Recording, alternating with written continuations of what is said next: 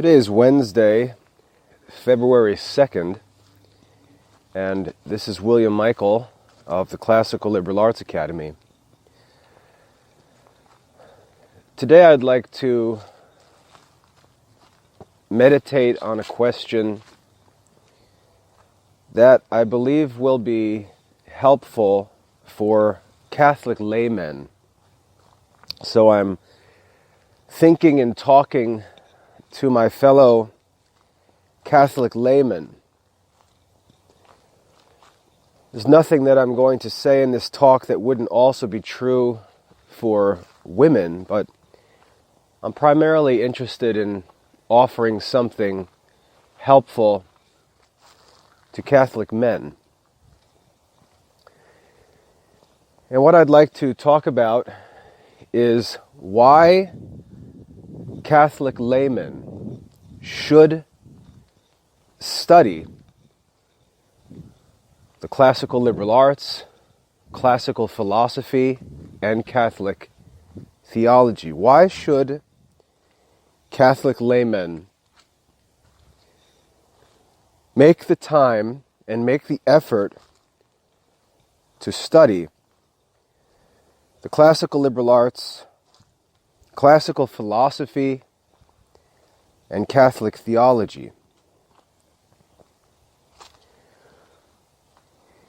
In modern circles, we tend to think of Catholic laymen as husbands and fathers, as men whose primary responsibility is to earn a living. And if a man can work and earn a living, he is considered to be a good Catholic layman. Much of this, however, in modern society is dependent on circumstances that are external to the man and are not necessarily owed to any virtue or peculiar achievement of such a man. And this can easily be proven. It can be proven that employment and the paying of one's bills is not peculiarly, or I should say, is not peculiar to the Catholic life, because non-Catholics can do it just as well. The enemies of the Catholic faith can find work and make a living and pay their bills.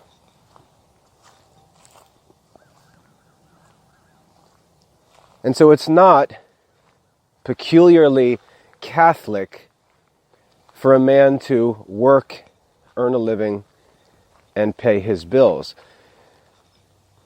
I can use this line of argument because Jesus used the same line of argument in his own teaching. When he wished to teach his disciples what it meant to obey God's commandments, and he wanted them to understand what specifically would mark his disciples, he made a distinction between what common men practice and what God's commandments required. He taught his disciples that they need to love their neighbor. And yet, the normal human interpretation of that commandment is that we need to be good to our friends. But Jesus wanted his followers to understand that he wasn't simply commanding them to love their friends, but he was commanding them to go further than that. He was commanding them to love their neighbor universally without qualification. And he went further and made it explicit and said, you must love your enemy. You must love your enemy. And to challenge his disciples, he said, what good is it if you love those who love you? And then he said, even sinners do so. Even sinners do so. And we can see that the premise that Jesus was reasoning from was, if sinners can do something, if sinners can do something, if sinners do practice something, then that thing cannot be Christian. In order for something to be Christian, it must be something that requires faith, hope, and charity. It must require grace. And it must distinguish Christians from non-Christians. If sinners can do so, if unbelievers who are separated from God, who have no access to the grace of the gospel, if such men can do things, those things cannot be considered Christian duties, even though they are included within Christian duties. Christian duties must reach beyond them, because Christians must do things that non-Christians cannot do, will not do, and do not do. And if we look at a Christian man and find that he is not doing anything that distinguishes him from an unbeliever, then he is not doing what Christian men are supposed to do. Even sinners can do likewise. And so as we consider the life of a Christian layman, we have to ask, what is the peculiar work of a Christian layman that distinguishes him from the unbeliever? What is the Christian work? What is the peculiarly Christian work that distinguishes a layman from his unbelieving neighbor? Obviously, it's not that he pays his taxes. Sinners do likewise. Obviously, it's not that he pays his mortgage. Sinners do likewise. Obviously, it's not that he pays his utility bill or his taxes or any other common expenses, or feeds and clothes his children, for sinners do likewise. What then is the peculiarly Christian work that distinguishes the Christian man? And it's found in the mission of the laity, which I talk about all the time. The mission of the Christian laity is not to simply survive. The mission of the Christian laity is not to simply avoid going to jail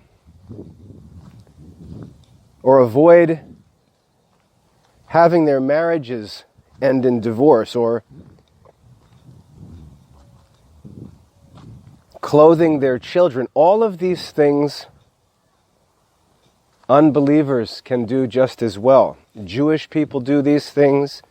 Muslim people do these things. Atheists do these things. These are not peculiarly Christian works. What distinguishes the Christian man from all other men is that he carries out the mission of the Christian laity, which is to direct temporal affairs according to the will of God. The Christian layman's responsibility is to engage in temporal affairs, not so as to collect his piece of the pie, but to direct those affairs according to the will of God. This is the work that is peculiar to the Christian layman, that separates him from all other men.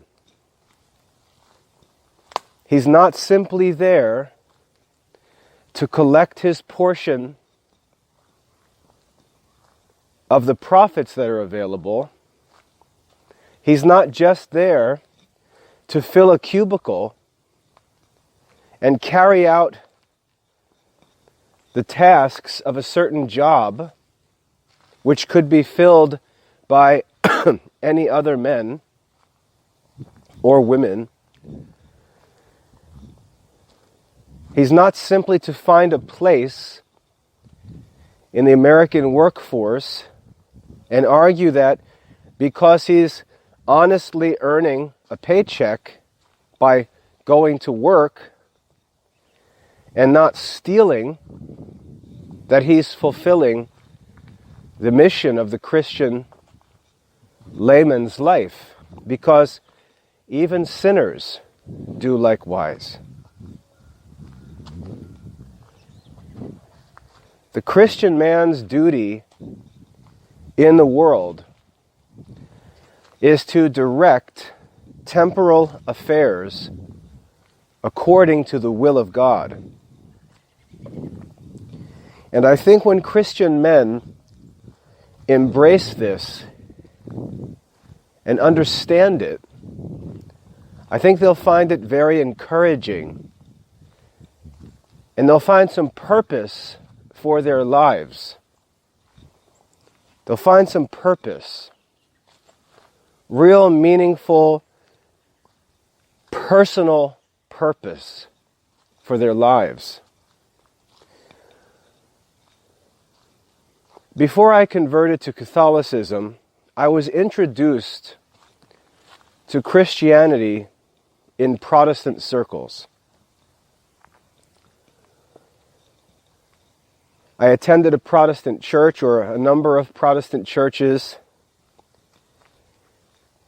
And one thing that I noticed in Protestant circles was that for a Christian man to have value to the Christian community, for a Christian man,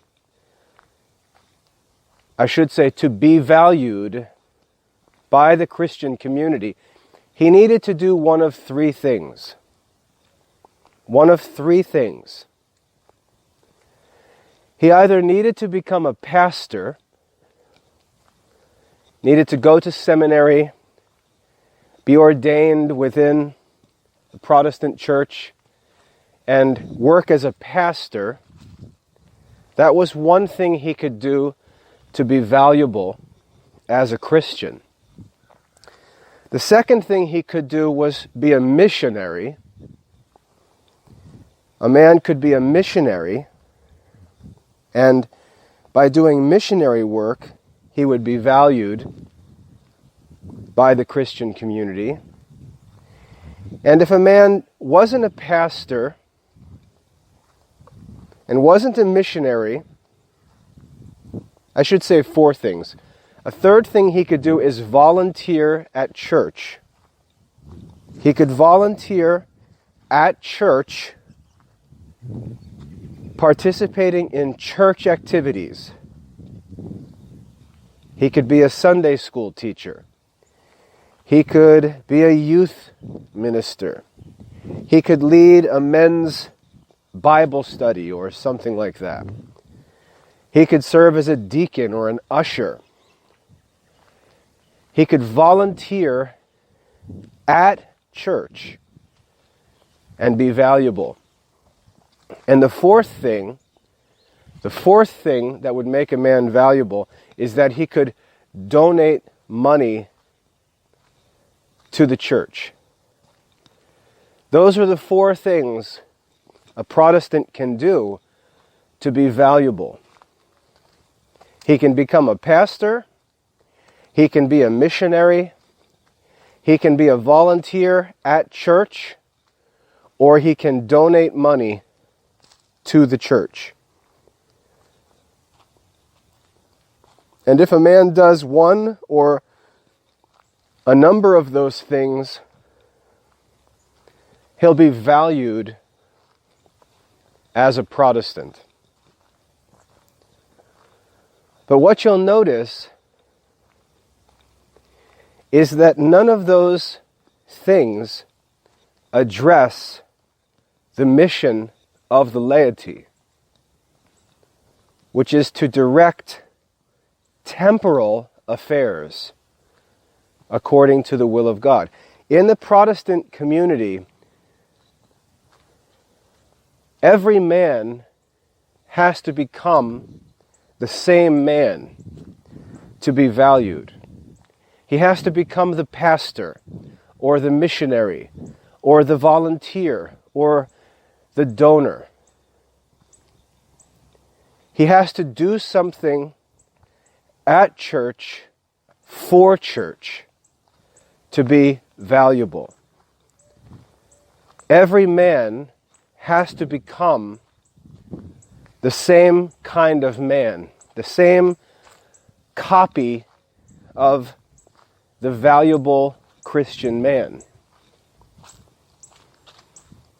This is why you'll find church communities where all the men dress the same way, because they're trying to become the same man. And the man's identity that makes him valuable to the church is that he becomes this image of the Christian man.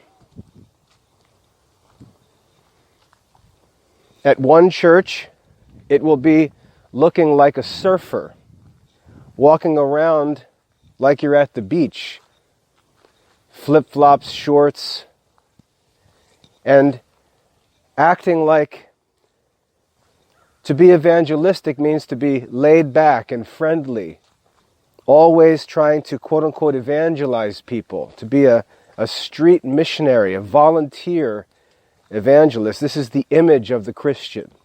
At another church, it will be shirt and tie, maybe a suit jacket, because there's a certain image of the church executive that the Christian is supposed to look like, to prove himself a valuable member, or a member who's aspiring to become valuable by playing the part.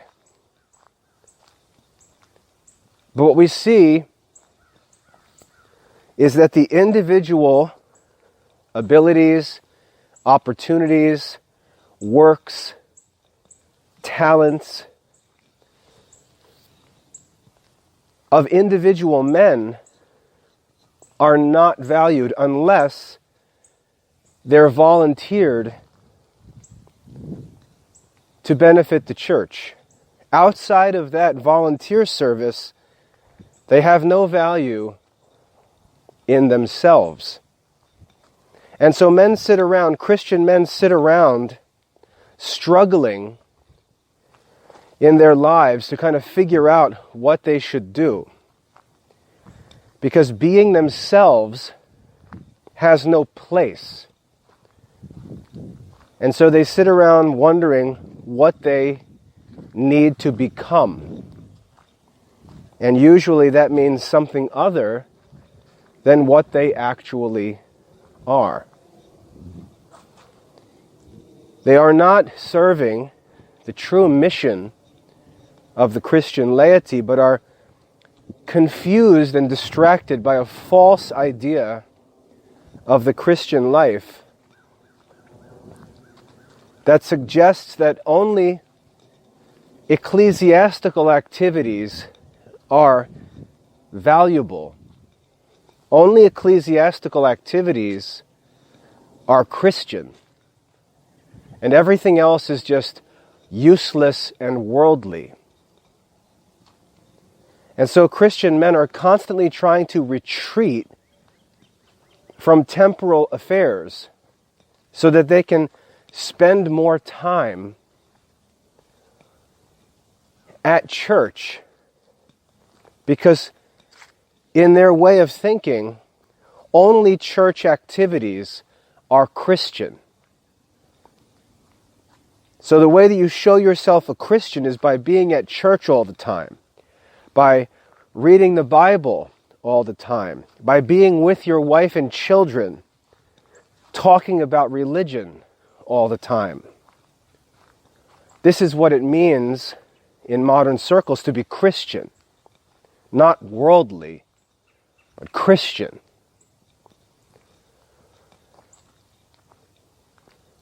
And this is all wrong. To retreat from temporal affairs is the opposite of the mission of the Christian laity. The mission of the Christian laity is not to retreat from temporal affairs, but to direct temporal affairs. And you see, this work of directing temporal affairs is hard work. It's challenging work. It's work that requires courage and toil, sacrifice, perseverance. And the reality is, Christian men don't want to do this work. And that's why they are eager to embrace a false image of the Christian life, which has men retreating from temporal affairs, surrendering temporal affairs, avoiding temporal affairs, and pretending instead that idling around in ecclesiastical affairs, hanging around and meddling with domestic affairs is actually what they're supposed to be doing. And this is, of course, false. The domestic affairs are the work of the housewife. And as a Christian housewife, a woman is to direct those domestic affairs according to the will of God, to study and work to do so. That's her role. That's why she stays home. Are domestic affairs important? Very. That's why a woman can find satisfaction and do great good in her life by devoting her entire focus to them. Because domestic affairs are extremely important. That's why housewifery in past generations was considered an art and science that needed to be studied, that a woman needed to carry out with prudence and expertise. That's why schools used to teach home economics. It was taken seriously. Domestic affairs are no joke, but they're not the man's responsibility. Sure, he's the head of the household.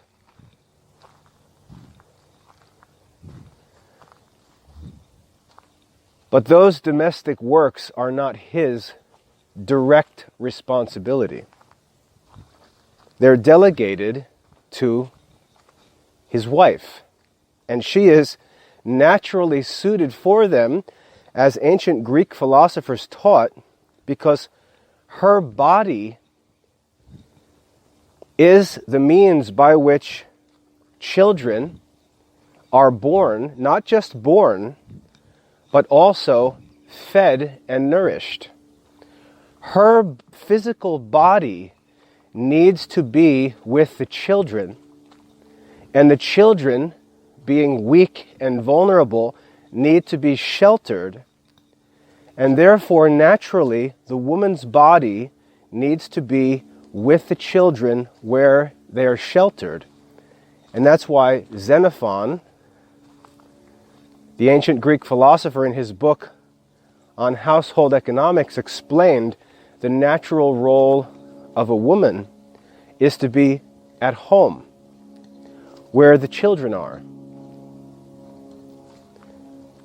Not only does she bear the children and nurse infants, but while she raises one child, she may be pregnant with another child. And that childbearing, child nursing, child caretaking responsibility may last 20 years or much longer. And so a woman in charge of domestic affairs will need to spend the bulk of her adult life devoted to those affairs, not just checking boxes and getting them done minimally. I have cows out in the field that can get pregnant, produce healthy babies, and nurse them. That doesn't make them Christian women. The challenge for Christian women is that they have to do all of these things according to the will of God. They have to do them as God wills. That's the duty of married Christian women. It's not the man's job. He doesn't need to be changing diapers. He doesn't need to be giving babies bottles or cooking or cleaning the house. That's not his responsibility. But men will often accept that responsibility because it allows them to shirk their actual responsibility, which is much more difficult.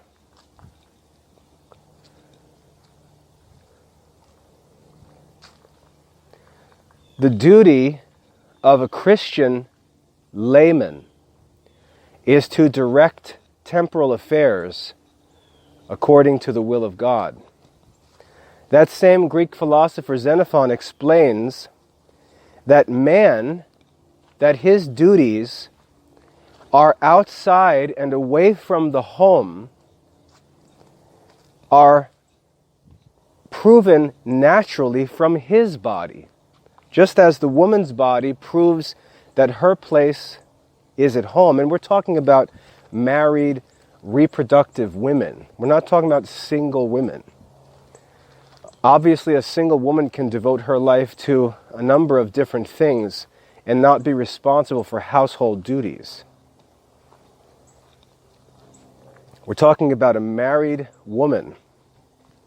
Her body shows her to have a place in the home.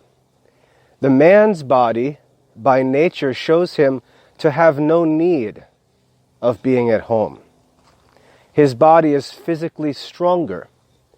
His body is physically more durable. He doesn't need gentle conditions.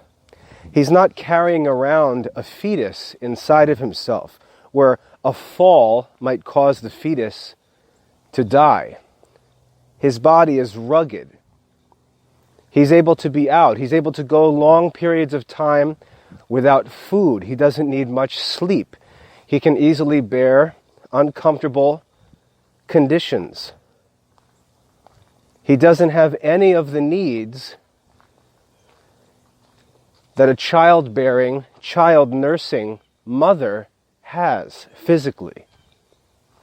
And it shows, Xenophon argues, that he is fitted by nature to work outside and away from the home. And so the soft-bodied man playing with women's work in the home is living a life where his activities contradict his nature. And men are willing to do that because it's easy.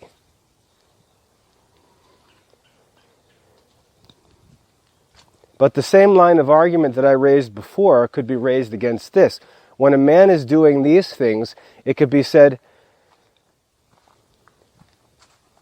you're not doing a man's work because even women do these things. You need to do your peculiar work. The mission of the Catholic layman, we're talking about men, the Catholic lay men, is to direct temporal affairs according to the will of God. Now, as I said before, in the Protestant life, which is being embraced by modern Catholics, there's no purpose for a man except to be meddling with ecclesiastical activities or issues. We see this among Catholics, where they're constantly talking about the liturgy, constantly wrangling about what the priests are doing, what the priests are wearing, how the priests are doing their work, pretending that their interest in ecclesiastical affairs is a sign of how spiritual they are. But that's not what it's a sign of. It's a sign of how averse to their own responsibility they are. I always argue that the clergy is doing their job. Their job is to celebrate the sacraments, to offer us the sacraments, to administer the churches, and none of us are troubled by a lack of service from the clergy. Everything that we need as Catholics is made available to us. The Masses are celebrated, the sacraments are offered. The clergy is doing its job. And they're constantly criticized by idle men who are laymen who are not doing their job.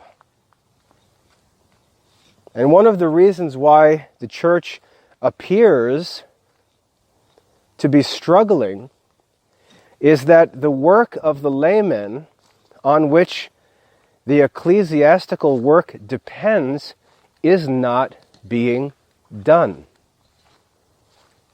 And the laymen are pretending that the priests, who have no money, are supposed to be the ones building churches, building schools, educating all of the children in the parish, on and on.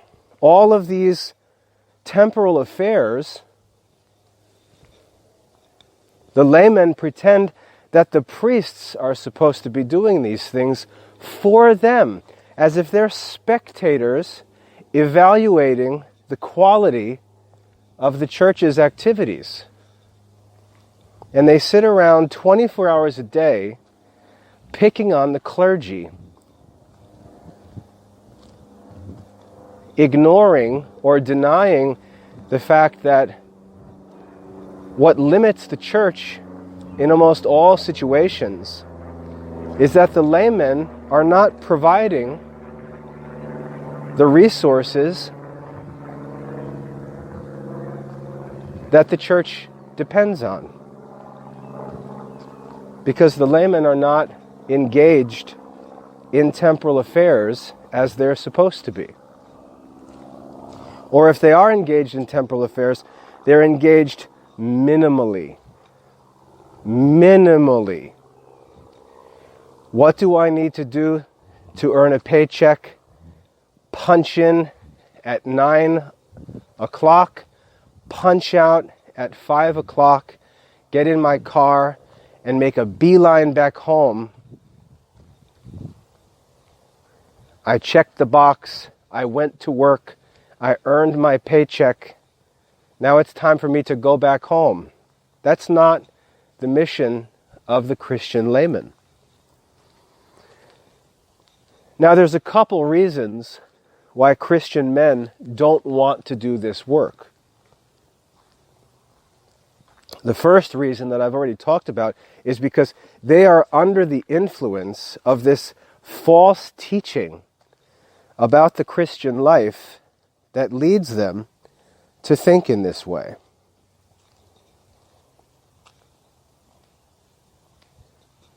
That's the first problem.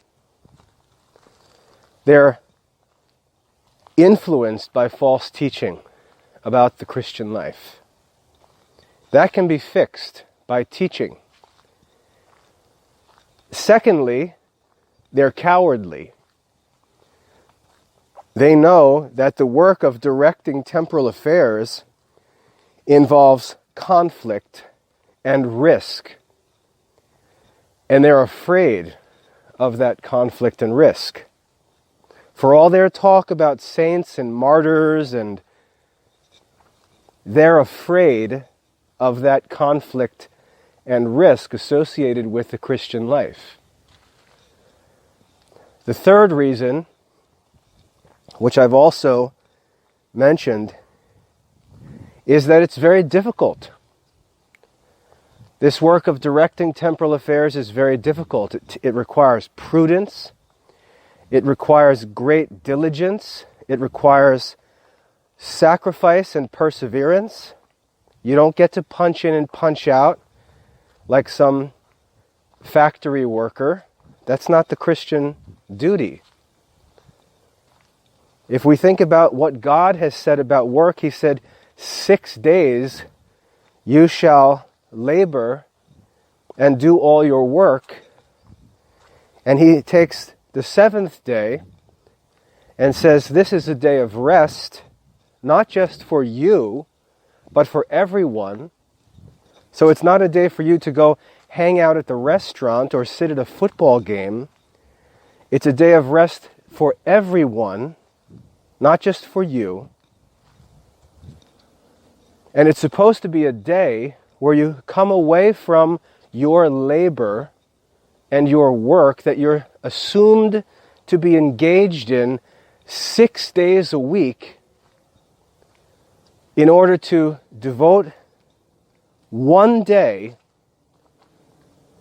to nobler things, to devote one day to the worship of God, to the works of mercy. You're to come away from your work for worship,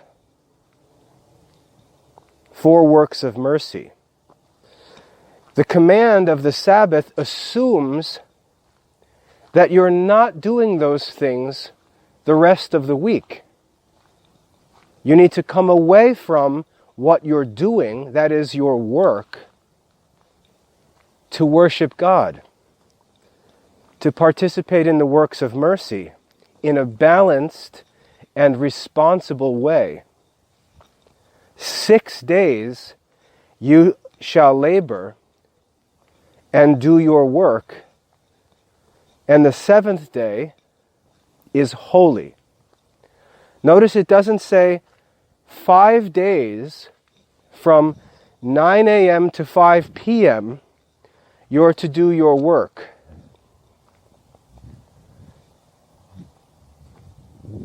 The scriptures do not teach us the modern American suburban lifestyle, which is a fantasy world. It doesn't say you're to work 40 hours a week, and the rest of your time is free. It says, 6 days you shall labor and do all your work, and the seventh day is holy, a Sabbath to the Lord. And again, the Sabbath day is not a day of idle, self-indulgent ease, because everyone else is forbidden to work as well. And I know that people will start making all their they object to everything. By the time you're done, there's no job that can't be justified on Sunday. And they just explain away the whole commandment.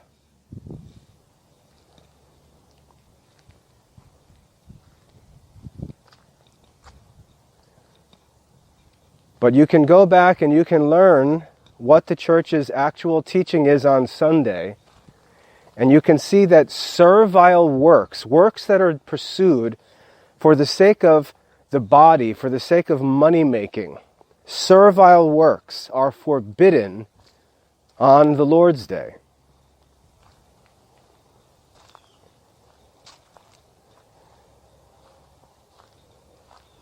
And God has to command us to come away from our work because He's assuming that men would work too much. Little does He know that modern Christian men won't even work that much. And they'd be told instead, like St. Paul had to tell men, to go to work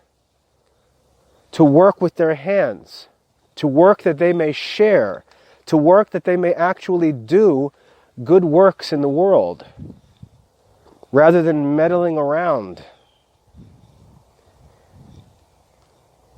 St. Paul was the one who said, "If any man will not work, let him not eat." We find the opposite among Christian men. We find overweight, overeating men who don't work. The opposite of what the Christian layman is supposed to be. But I gave a few reasons why men are in this condition. One is because they honestly don't know what to do. They're falsely taught. They have wrong ideas about what the Christian life is. And they've embraced this Protestant idea of the meddlesome ecclesiastical layman. That's problem number one. Problem number two, they're afraid of the work of the Christian laity. And number three, they don't have the skill or the virtue to do the work, to actually direct temporal affairs. Well, by explaining this, I think I address the first problem.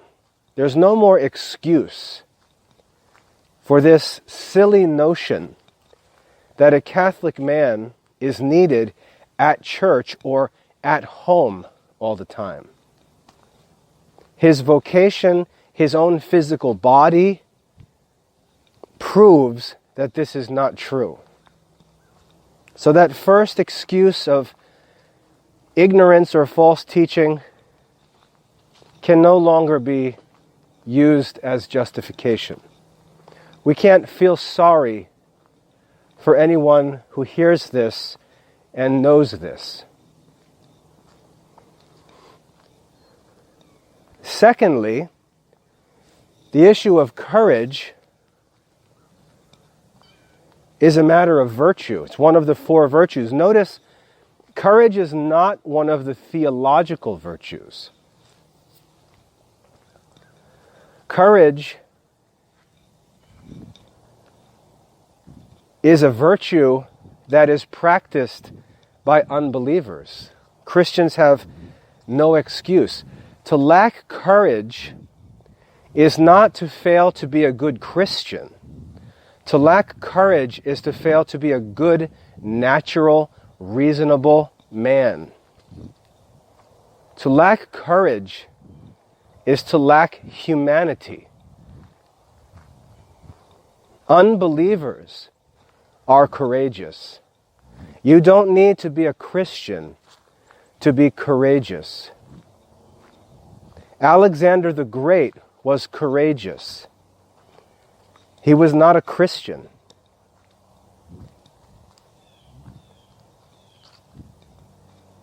And so, the problem of courage is a simple virtue problem. Now, there are spiritual problems that can underlie a virtue problem. For example, if a man, for all his Christian talk, for all his spiritual talk, when you get down to it, is afraid of death, that's a spiritual problem. A man who professes to believe in the resurrection of the dead, a man who professes to believe that he is going to have eternal life, a man who professes to believe that Christ is going to judge the world and reward his servants with eternal life, how can a man who thinks that he's spiritual profess these things but secretly is afraid of dying? And let's be honest, most of the time we're not threatened with death for the Christian life. We're threatened with much less. Jesus asked his hearers, "What will it profit a man to gain the whole world and lose his life?" The sacrifices that we're talking about, the threats that Christian men face in American society, are not life and death. We're not threatened with torture. The things that Christian men are afraid of are simple discomforts and inconveniences. They're afraid of the difficulties of having to earn an honest living.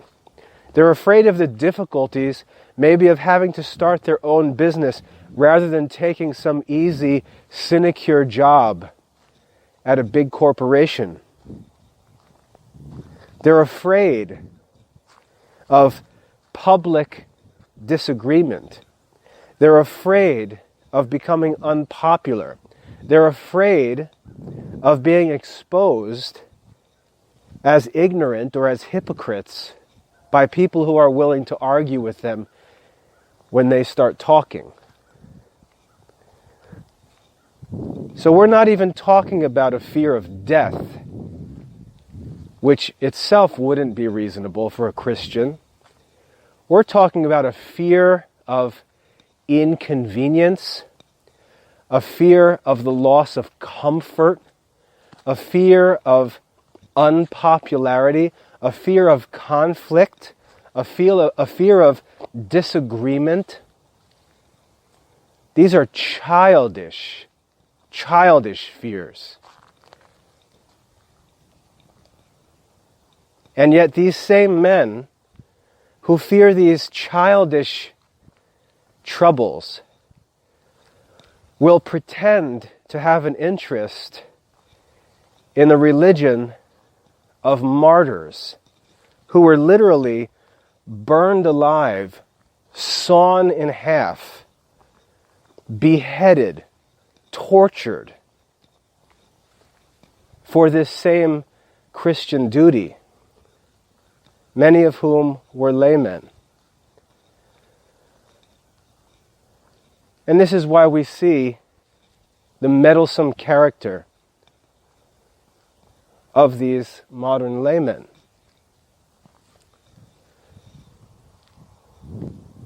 And then thirdly, the third cause of this problem, like I said, was just lack of prudence, lack of actual real-world skill. And again, in a culture where Your individual skills and abilities and opportunities, connections, experiences, and so on are not valued because the Christian community thinks wrongly about temporal affairs, creates confusion and creates a hesitance in engaging in those affairs, in just being yourself. Realizing that you don't have to hang out at church, but you can just work to direct the things that you do according to God's will.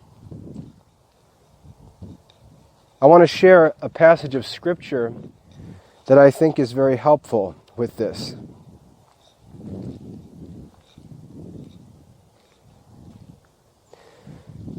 If you have a Bible, I'll read the passage for you, but if you have a Bible, I'd like you to open it to Sirach chapter 38. Sirach 38. You can pause the video or audio if you want to grab a Bible or open a Bible on your phone or computer. Sirach chapter 38 says the following: "The wisdom of a scribe comes by his time of leisure, and he that is less in action shall receive wisdom." So it talks here about divine wisdom. And it says that in order for a man to obtain this capital W wisdom, true divine wisdom, the wisdom that is from above, like St. James says, requires dedication to the actual study and meditation on the subjects that are appropriate for wisdom. This would be the study of philosophy and theology. Wisdom requires attention. Wisdom requires the use of one's leisure for study.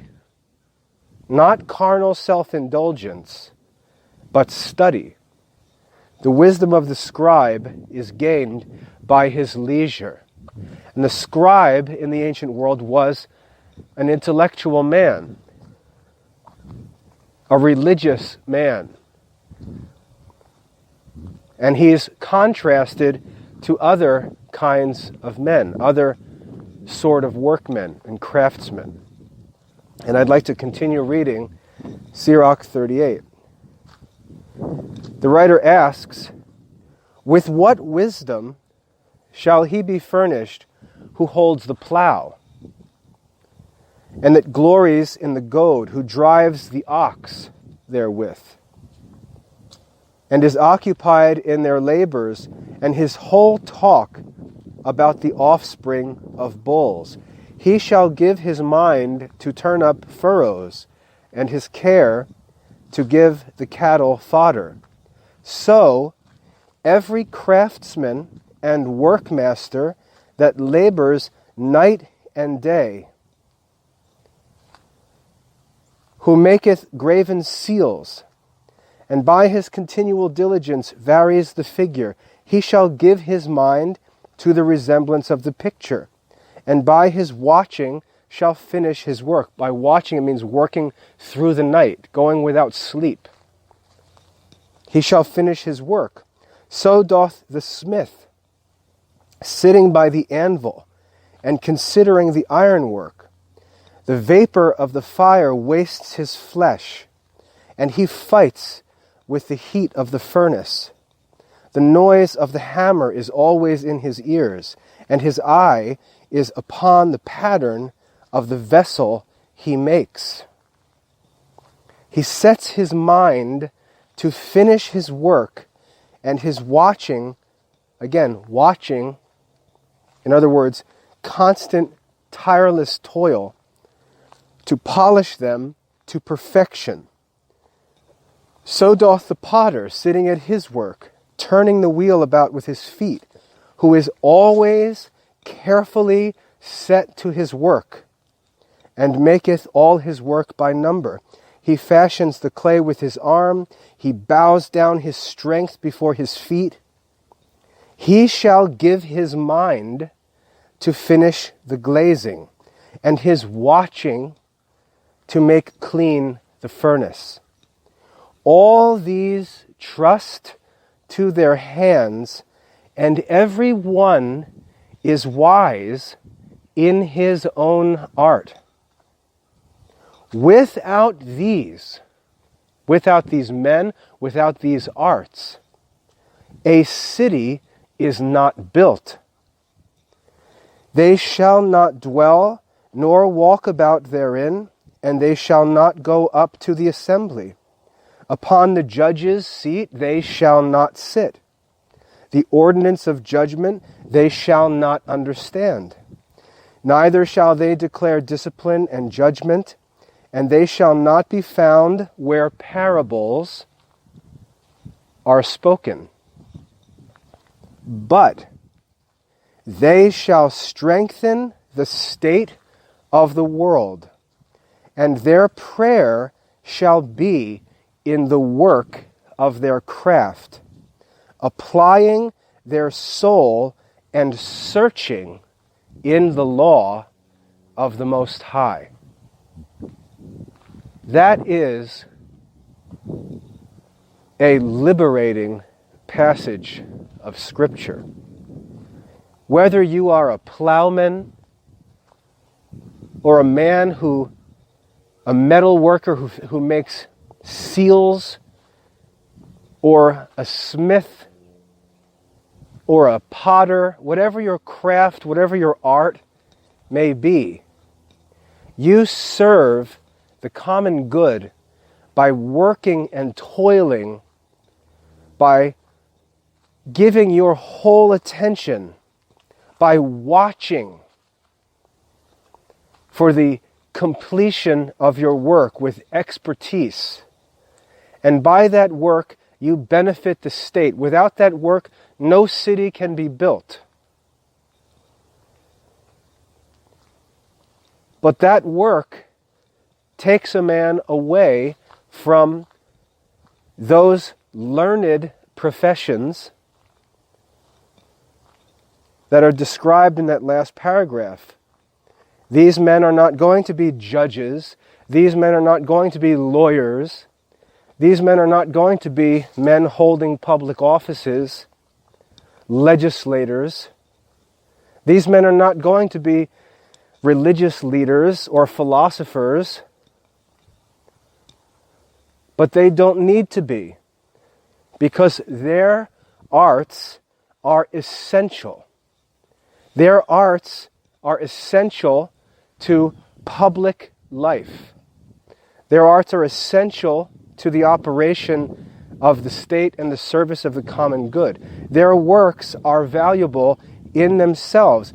These men are not wise in the wisdom of the philosophers or theologians or scribes. These men are wise in their own arts.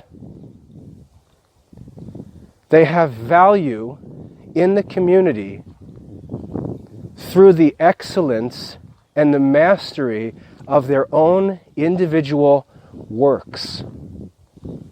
This is the true doctrine of the Christian laity.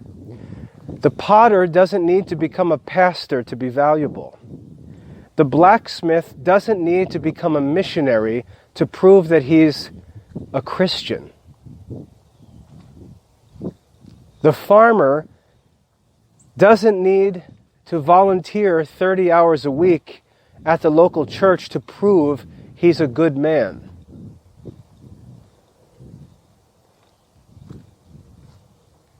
These men, by their work, by their sincere, focused, sacrificial work that's devoted to the common good, prove their worth.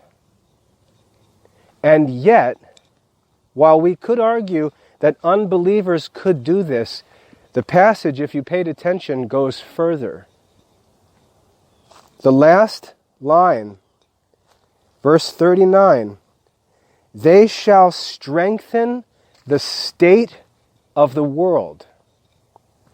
And their prayer, these are devout men, their prayer shall be in the work of their craft,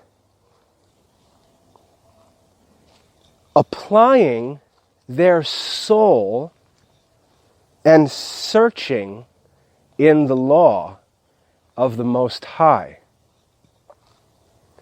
These are men who are working as hard as they can to perfect their crafts. But their work goes beyond the art alone. These are men who are seeking to master their arts and direct their arts according to the will of God. That's why it says they're searching the law of the Lord. They're studying God's commandments. They're seeking wisdom from the Scriptures, which is divine revelation given to common men. They're seeking to read the Scriptures, to learn from the Scriptures, and apply their learning to their crafts. So the question of not just what do farmers do, but what should Christian farmers do? How does the law of Christ direct and apply to the work of the farmer? That's the farmer's concern. How does the law of the Lord direct the work of the blacksmith, of the seal maker, of the potter, of the farmer? How does the law of the Lord, how does God's will apply to his art and craft? That's what makes the craftsman a Christian craftsman. He doesn't have to be a scribe to be a valuable Christian. He strengthens the state of the world with his art. But it's art that's done in light of God's commandments, of divine revelation. It's Christian craftsmanship, Christian business, Christian illiberal arts. And this is what the modern Christian laity has lost. When you see a man who claims to be a Christian settling for a common job, plopping himself down in a cubicle and pretending that as long as he does what his boss tells him to do and gets his paycheck, he has fulfilled his responsibility, Sirach chapter 38 says, no way is that the responsibility of the Christian layman. No way. That man is not working like the craftsman described in Sirach 38. That man is not toiling day and night to perfect his craft, understanding that his craft, his mastery, is his contribution to the common good.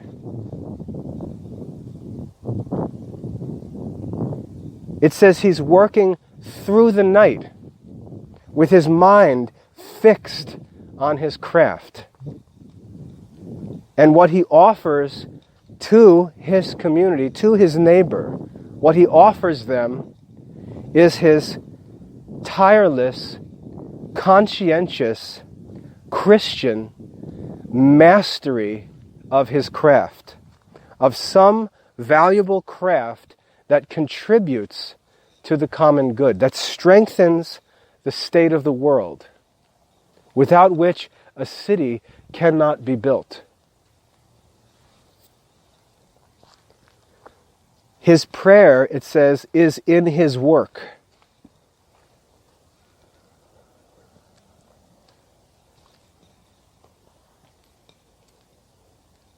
He applies his soul to his manual labor, searching the law of the Lord, the law of the Most High, it says, so that he can direct his craft according to the will of God. That's the mission of the Christian laity.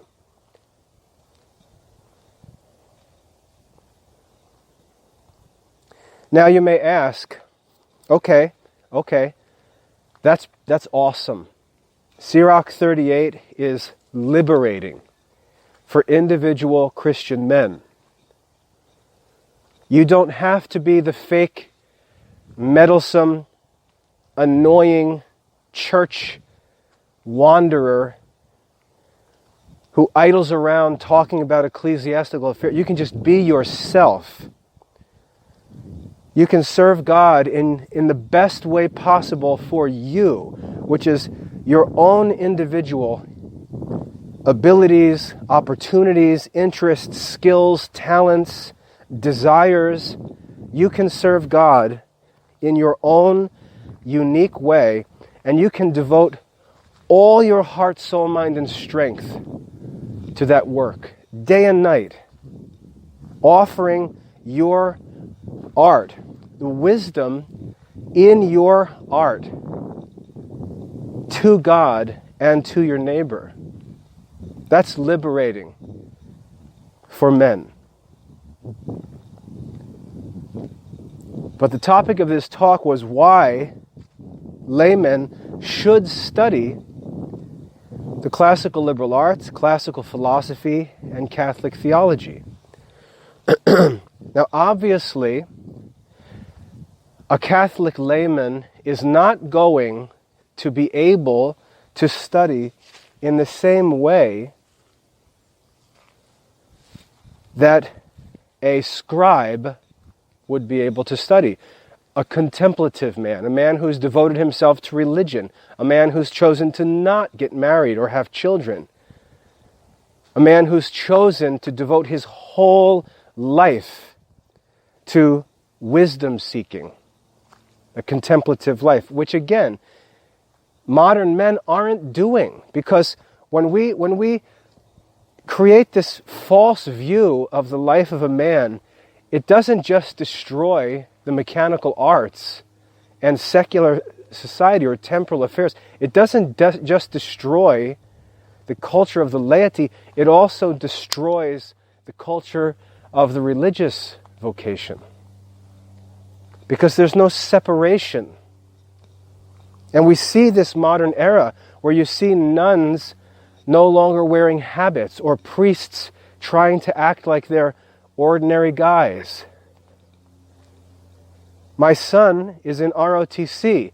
It's required that when he attends his ROTC classes, he wears his military uniform on campus to class to distinguish the soldier from the civilian. The military intentionally distinguishes itself from civilians because that's right. My son is required to put on his OCPs, his camo uniform, when he goes to class at a modern university, walking around campus to distinguish the soldiers from the civilians.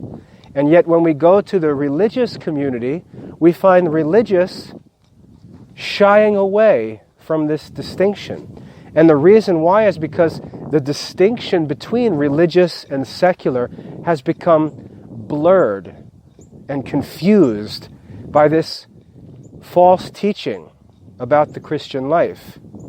The clergy is trying to act like laymen. And the laymen are trying to act like clergy. And there's a reason why they're both doing that. It's because it's easier for both of them. The clergy are accepting the benefits of their vocation while neglecting the actual work of their vocation, and the laymen are doing the same thing. They accept the benefits of their lay vocation, but they neglect the duties of their lay vocation. And so both of them end up as this half-baked do-nothing. No one's inspired to religious life because what is it? You want to go make jam with the Trappists? You want to go play frisbee with the nuns? No, I don't want to sacrifice my life to go make jelly or throw a frisbee around.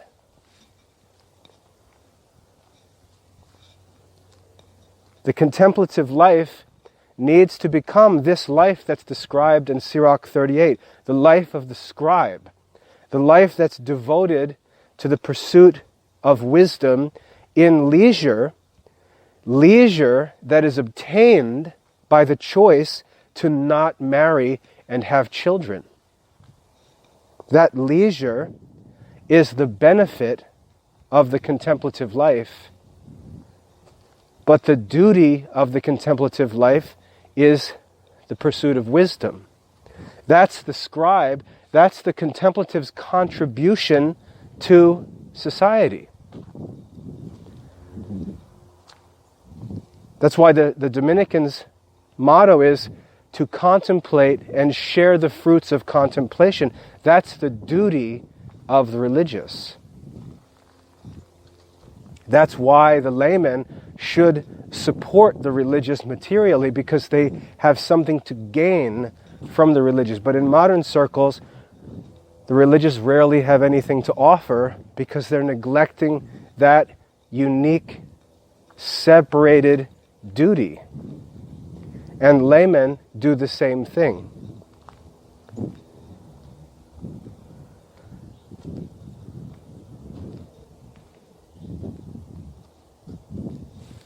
Laymen, however, are not just dumb workers. You can see that in Sirach 38. It doesn't just say, Frank is a dum-dum who hangs out in the shop all day long, hammering away at the anvil. No, Frank is a devout religious man. Frank is a man who prays. He's a man who searches the scriptures. He may not have the leisure to pursue the parables of the wise, the dark sayings and mysteries of philosophers who always write in obscurity. He doesn't have leisure for those studies, but he does study and pray. He's a contemplative man as far as his vocation allows him to be, and the goal of his study is not so that he can engage in some wrangling conversations on the internet or argue with priests. He's in the scriptures studying, meditating, to draw from the scriptures wisdom to apply to his work. And so you see, when a man has a goal for his studies, now many different studies become valuable. Watching the football game is not valuable. Putzing around in the backyard on a Saturday afternoon is not valuable.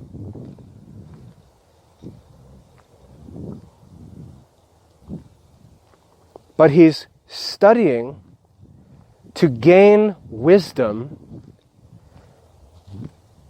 to apply to his work. He's reading and listening and asking the question, how can I use this to direct my work?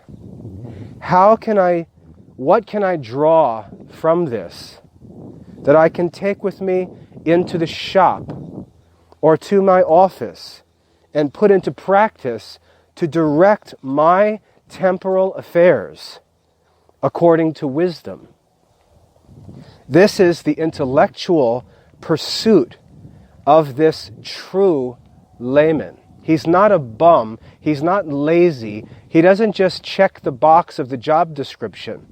He's asking, what does this art need to be to serve God and to serve my neighbor? What does this art need to be? And he's seeking the answer to that question from the scriptures, from the teachings of the church, from the writings of wise men. And he's studying them with a specific objective. Many men sit down to study something like philosophy, and they just have no purpose. They don't know why they're studying, as if they're just going to collect omniscience and just learn everything for the sake of learning. And you'll hear people say things like that, like, we should study just for the sake of learning. No, that's false. No one can afford to study just for the sake of study. We study for a specific objective. If you're a carpenter, you should be studying and constantly thinking about your business, all aspects of your business. If you're a carpenter, you don't just cut and hammer wood.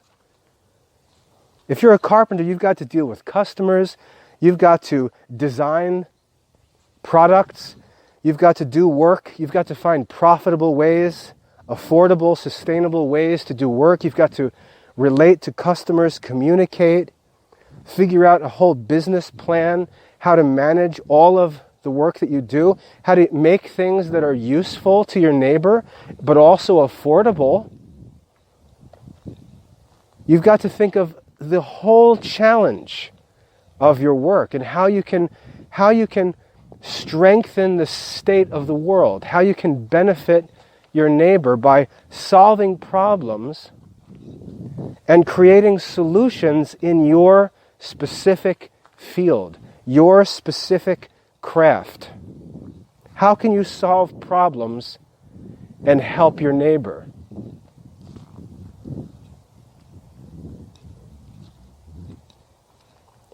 And when you come to, let's say, moral philosophy with that objective, you'll find endless wisdom, endless helpful information. If you study history, not just for the sake of idle curiosity, but to see how men did things in the past that could be useful to you in your life's work. That's what you're looking for when you study history.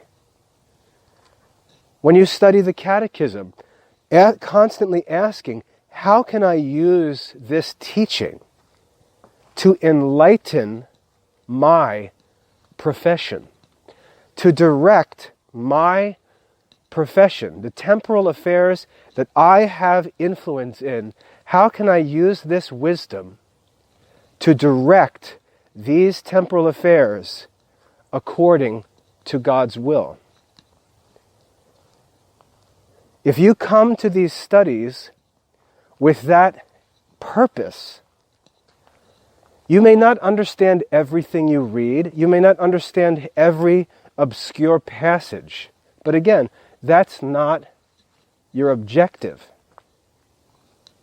You're not studying, for example, you're not studying Aristotle's reasoning so that you can become a logic teacher or write a book about logic. You're reading Aristotle's logic so that you can learn to reason more effectively, more clearly, and apply that skill to your own business and work and responsibilities. You're not studying moral philosophy so that you can give lectures. You're studying moral philosophy so that you can have wisdom and understand how to deal with customers, how to manage your business, how to improve the quality of your customer service, how to think about projects and products that are needed. Because moral philosophy will help you with that. You're studying natural philosophy, again, not to write a book, not to become a professor of natural philosophy, but to learn the principles of the natural world and think about how they might apply to your craft, to your profession, to your life's work, to your business. How you can make your business better for everyone. How you can glorify God through your work and bring your temporal affairs into harmony with the true principles of natural philosophy. Because anything that's contrary to nature will fail. And if you're doing things that are contrary to nature, it's like you're living and working against the grain. Imagine a farmer, for example, who's trying to grow crops but is contradicting the principles of nature as he does so. He's going to labor in vain. And that's true of all professions. But this is the purpose of a layman's intellectual pursuits. Not idle, not meddlesome, not wrangling, not just seeking knowledge for the sake of knowledge. All of this fake, dopey talk of modern education. No, you know your craft, you know your role, you know your life's work. You need to be a Sirach 38 master of your life's work.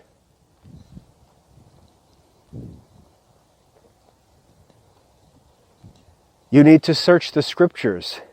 You need to study moral philosophy. You need to study natural philosophy. You need to study reasoning and rhetoric and grammar and composition. All of these studies are helpful if you keep them in balance with a purpose.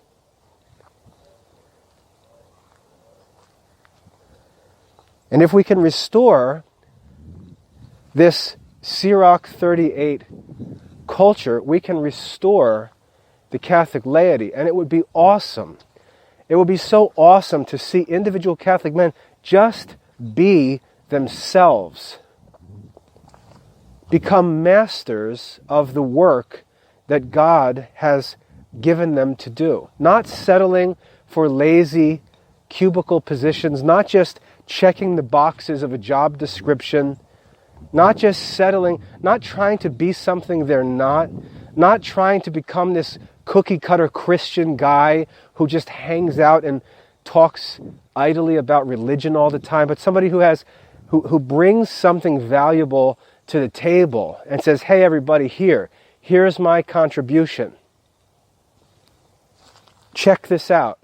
This is my craft. This is my art. I work at this tirelessly night and day to make this valuable and helpful to others.